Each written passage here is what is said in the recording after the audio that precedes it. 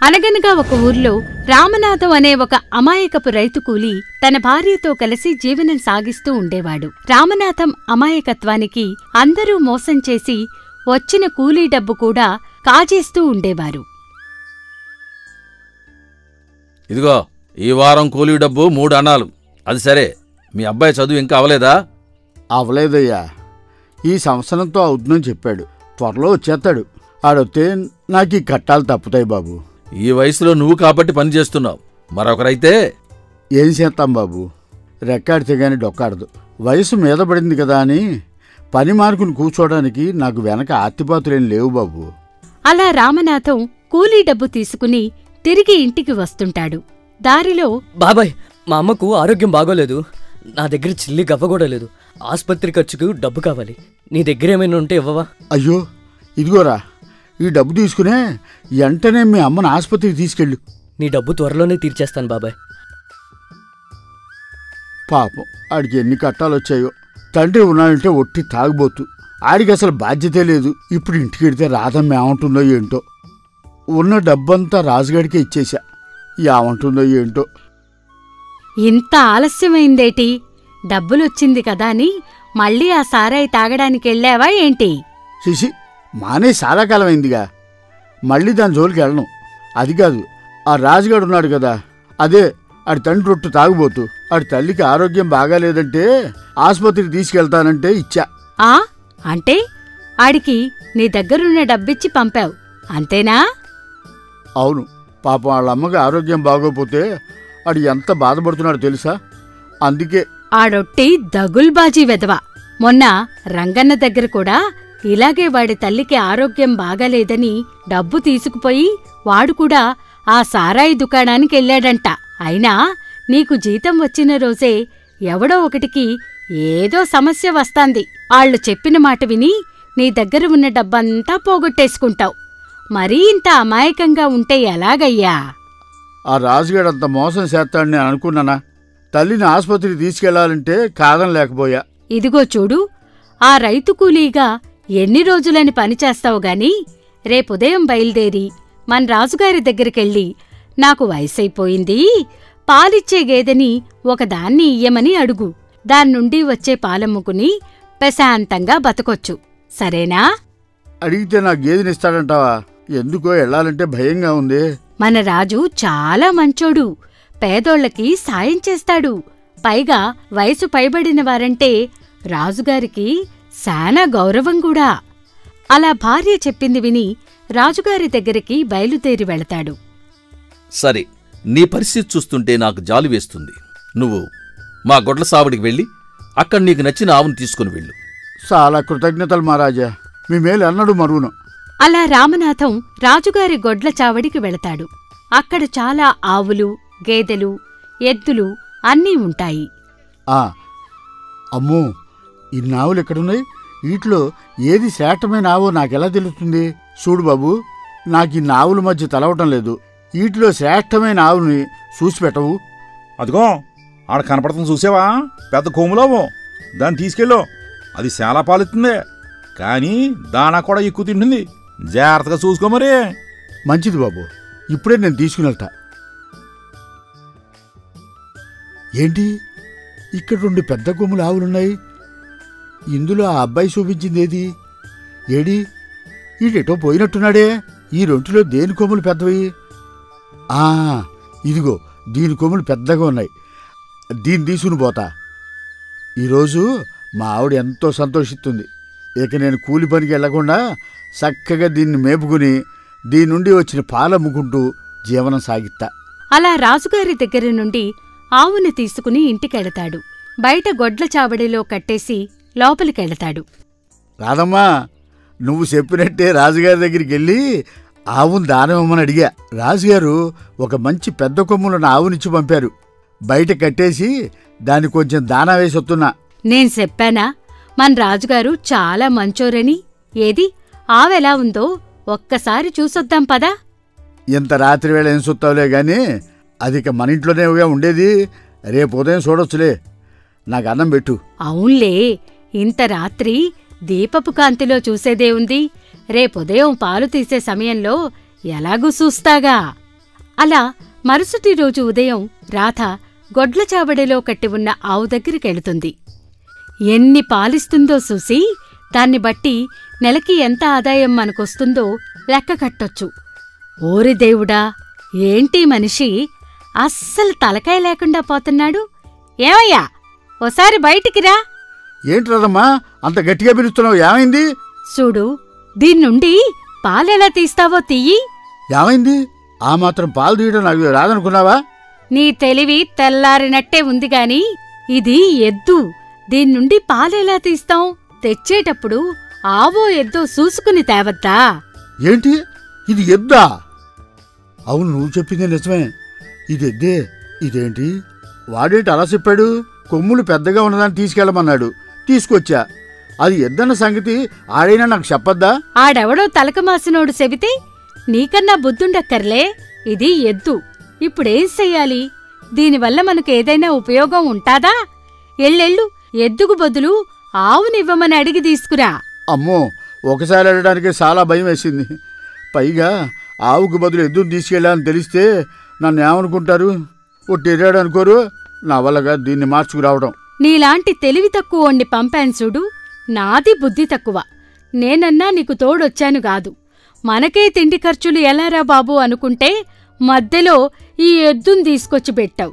సరే, జరిగిందేదో జరిగింది గాని దీన్ని వెంటనే తీసుకెళ్ళి సంతలో అమ్మి ఆ డబ్బు ఏదో తీసుకురా. మనకు కొన్ని రోజులు ఖర్చులకైనా వస్తాయి.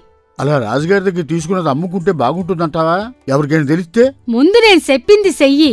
ఇక్కడ ఉన్న దగ్గర నుండి దాని మేత కోసం మనం ఎవరి దగ్గరికెళతాం? అలా రామనాథం ఎద్దును అమ్మడానికి సంతకు తీసుకుని వెళుతూ ఉంటాడు. దారిలో, ఏంది బాబాయ్, ఎద్దును తీసుకొని యాడికి పోతుండవో? ఈరోజు సంత జరుగుతుంది కదా, దానికోసం ఈ ఎద్దును అమ్ముదామని తీసుకెళ్తున్నా. చూడు, సంతలో అందరూ మోసం చేసేవాళ్లే ఎక్కువ. నేను నీకిక్కడ కలిసా కాబట్టి సరిపోయింది. లేకుంటే ఈ ఎద్దును వాళ్ళు తక్కువ ధరకే తీసుకొని నిన్ను మోసం చేసేవారే. అవునా? మరి దాన్ని ఈరోజు ఎలాగైనా అమ్ముదాం అనుకుంటున్నా. సంతలో కాకుండా ఎక్కడ అమ్మగలను? నువ్వు దీని గురించి బాధపడకు. నేను నీకు ఎద్దులు కొనేవాళ్ళ దగ్గరికి తీసుకెళ్తా. వాడు ఈ ఎద్దుకి మంచి ధరిస్తాడు. పైగా నా ద్వారా వచ్చావని తెలిస్తే ఇంకా ఎక్కువ డబ్బులు ఇస్తాడు, తెలుసా? నువ్వెంత మంచివాడివి. పద, ఆ ఎద్దులు కొనేవాడి దగ్గరికి వెళ్దాం. దారిలో నువ్వు కనపడుకుంటే నేను నేరుగా సంతకు పోయేవాడిని. అతని దగ్గరికి వెళ్ళాలంటే ఎంత దూరం వెళ్ళాలి? ఎడకే చాలా దగ్గర. అదుగో ఆ చెట్టు ఉంది కదా, దాని వెనకే వాళ్ళ ఇల్లు.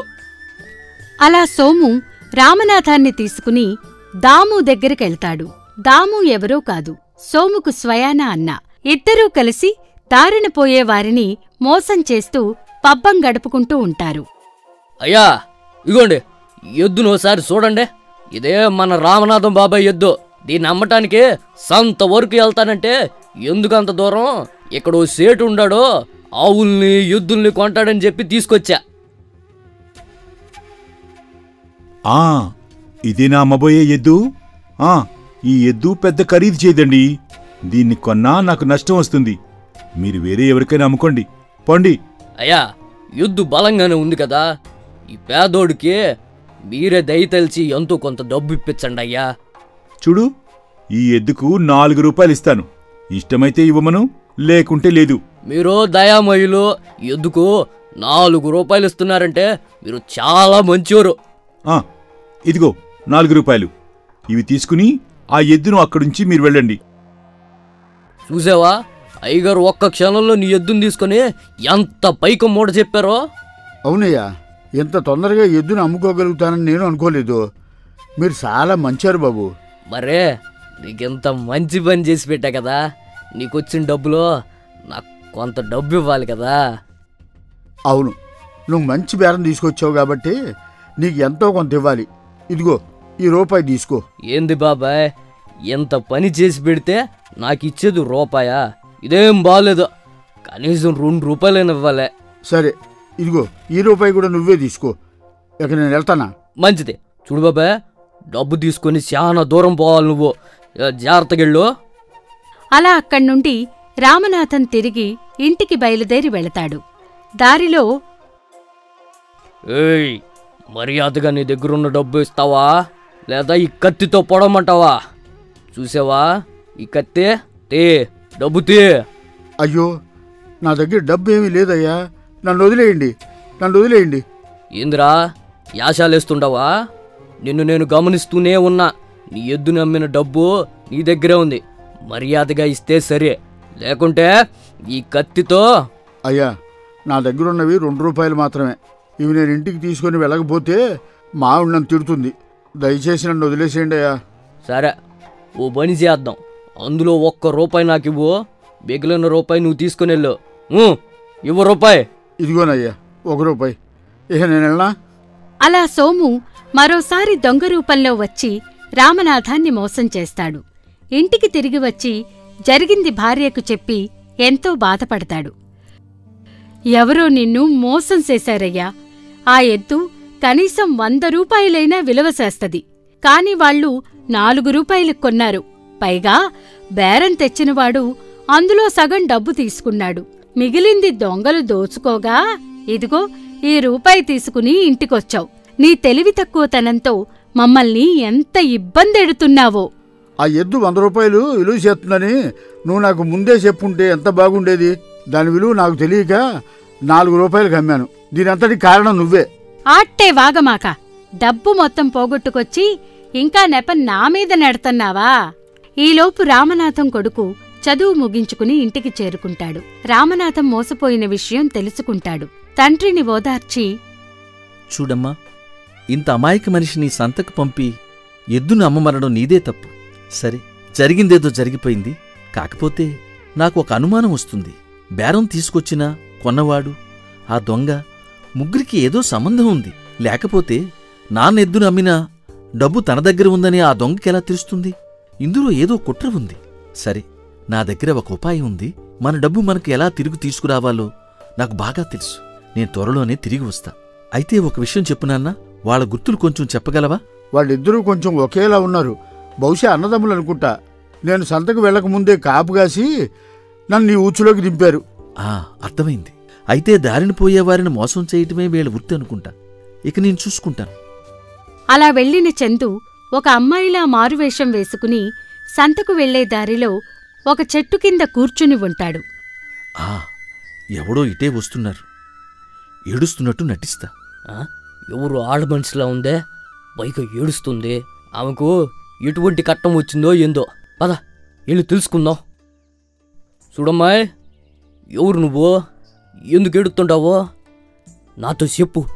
నేను చేయగలిగే సాయం ఏమైనా ఉంటే చేసి పెడతా. ఏం చేస్తారులేండి, పెళ్లి చేసుకున్న నా భర్త అత్తవారింటికి తీసుకెళ్తానని చెప్పి నా దగ్గర ఉన్న నగలు దోచుకుని నన్ను ఇలా వదిలేసి వెళ్ళిపోయాడు. నా పుట్టిల్లు ఎక్కడో కూడా నాకు తెలియనంత దూరం తీసుకొచ్చి వదిలేశాడు. ఇప్పుడు నేను దిక్కు మొక్కు లేని అనాథను. నన్నెవరు ఆదుకుంటారు చెప్పండి? ఇక నాకు ఆత్మహత్య శరణ్యం. ఈ అమ్మాయి చాలా అందంగా ఉందే, ఈమెను నేను పెళ్లి చేసుకుంటా. ఎందుకు అంత బాధపడుతున్నావు అమ్మాయి? నీకు నేనున్నాగా, నువ్వేం బాధపడకు. చూడు, నాకింకా పెళ్ళి కాలేదు. నేను నిన్ను పెళ్లి చేసుకుని చక్కగా చూసుకుంటా. బాధపడకు, నాతోరా. అమ్మో, నన్ను మీరు మళ్ళీ మోసం చేయరని నమ్మకం ఏమిటి? వద్దులేండి, నా దారిన నన్ను పోనీయండి. చూడు పిల్ల, నిజమే చెప్తుండా, నన్ను నమ్ము. నీకంతా మంచే జరుగుతుంది. సరే, మిమ్మల్ని చూస్తుంటే నమ్మదగిన వ్యక్తిలానే ఉన్నారు. మీరు కూడా నన్ను మోసం చేస్తే ఇక నాకు ఆత్మహత్యే శరణ్యం. ఇగో, ఇక ఆత్మహత్య గురించి మర్చిపో. పద, మా ఇంటికి పోదాం. అలా వాళ్ళన్న దగ్గరకు మారువేషంలో ఉన్న చందుని తీసుకుని వెళతాడు. అన్నోయ్, చూడు, ఈ అమ్మాయిని నేను పెళ్లి చేసుకుందాం అనుకుంటున్నాను. నీ అభిప్రాయం ఏందో చెప్పు. అబ్బా, ఈ అమ్మాయి ఎంత అందంగా ఉంది. వీడి ముఖానికి ఇంత అందమైన అమ్మాయి అవసరమా? ఈమె నేనే వివాహం చేసుకుంటే బాగుంటుంది. అరే సోము, నీకు మరొక మంచి సంబంధం చూసి చేస్తా గాని ఈ అమ్మాయిని నేను వివాహం చేసుకుందాం అనుకుంటున్నాను. మా ఈడు జోడు కూడా చాలా బాగుంటుంది. ఇదిగో అన్నోవు, ఇది చాలా అన్యాయం. ఈ అమ్మాయిని నేను పెళ్లి చేసుకుందామని ఇక్కడ తెచ్చుకున్నా. పెద్దోడివి కదా అని నీకు చెప్తే నువ్వు పెళ్లి చేసుకుంటావంటావేంటి? ఇదేం బాలేదు. ఆ అమ్మాయి నిన్ను వివాహం చేసుకుంటానంది, నన్ను చూడకముందు. కావాలంటే ఇప్పుడు అడుగు. ఆ అమ్మాయికి నేనే నచ్చుతాను, నన్నే వివాహం చేసుకుంటానంటుంది. ఏ అమ్మాయి, నువ్వే చెప్పు. ఆ, ఎందుకు చేసుకోను? మీరు మీ తమ్ముడు ఇద్దరూ నాకు బాగా నచ్చారు. కానీ కానీ ఇద్దరిలో ఒకరినేగా నేను వివాహం చేసుకోగలిగేది. అయితే నా నగలన్నీ నన్ను వివాహం చేసుకున్న నా మొదటి భర్త ఎత్తుకుపోయాడు కదా. ఇప్పుడు నగలేమీ లేకుండా ఎలా నేను వివాహం చేసుకునేది? కనుక నాకు ఎవరైతే ఎక్కువ బంగారు నగలు తెచ్చిస్తారో వారినే నేను వివాహం ఆడతాను. నా దగ్గర బోలెడన్ని నగలున్నాయి. రా లోపలికి చూపిస్తాను. ఇదిగో చూడు, ఈ బీరువా నిండా బోలెడు నగలున్నాయి. ఇవే కాకుండా నీకు అనేకమైన నగలు చేయిస్తా. నా దగ్గర బోళ్ళెడు నగలున్నాయి. ఉండు, ఇప్పుడే తీసుకొస్తా. ఇదిగో చూడు, ఇందులో ఎన్ని నగలున్నాయో. ఏమిటి, మీ దగ్గర ఇంత సంపద ఉందా? మీ ఇద్దరిలో ఎవరో ఒకరిని వివాహం చేసుకోవటం ఖాయం. కానీ నాకు ఒకరోజు సమయం ఇవ్వండి. ఈరోజు రాత్రి నేను ఈ గదిలో పడుకుంటా. రాత్రంతా ఆలోచించి రేపు ఉదయం నా నిర్ణయం చెబుతా. అప్పటి వరకు నన్ను మీరెవ్వరూ ఇబ్బంది పెట్టకూడదు సుమా. సరే, రేపు ఉదయం వరకు వేచి ఉంటాం. ఏమంటావు సోము? సరే, రేపు రాత్రికే మన వివాహం జరిగిపోవాలి. అలా వారిద్దరూ చందును ఆ రాత్రి గదిలో వదిలి వెడతారు. ఓరి దొంగ వెదవల్లారా, దారిన పోయే వారి దగ్గర దొంగ మాటలు చెప్పి ఇన్ని బంగారు ఆభరణాలు దోచుకున్నారా? మిమ్మల్ని నేను దోచుకోవడంలో ఎటువంటి తప్పులేదు. మొత్తం బంగారం ఇందులో సర్దాను. ఇక వెంటనే ఇక్కడి నుండి వెళ్ళిపోవాలి. అలా చందు మొత్తం బంగారమంతా దోచుకుని ఆ రాత్రికి వెళ్ళిపోతాడు. ఉదయం ఆ గది దగ్గరకు వచ్చిన దాము, సోము ఆ అమ్మాయి మోసం చేసిన విషయం తెలుసుకుని, అన్నోయ్, ఆ అమ్మాయి మనల్ని మోసం చేసి బంగారం మొత్తం దోచుకుపోయి ఉన్నది. ఇదంతా నీ వల్ల జరిగింది. ఓరి పిచ్చివాడా, ఇది నా వల్లో నీ వల్ల కాదు. మనం మోసగాళ్లమని తెలుసుకున్న అమ్మాయి ఇద్దరినీ ఒక పథకం ప్రకారం మోసం చేసిందంతే. అందుకే ఆడవాళ్లని నమ్మవద్దనేది. అలా చందు తన తండ్రిని మోసం చేసిన మోసగాళ్లకు తగిన బుద్ధి చెప్పి బంగారంతో ఇంటికి చేరుకుని వచ్చిన బంగారంతో తన తల్లిదండ్రులతో కలిసి ఎంతో సంతోషంగా జీవిస్తాడు.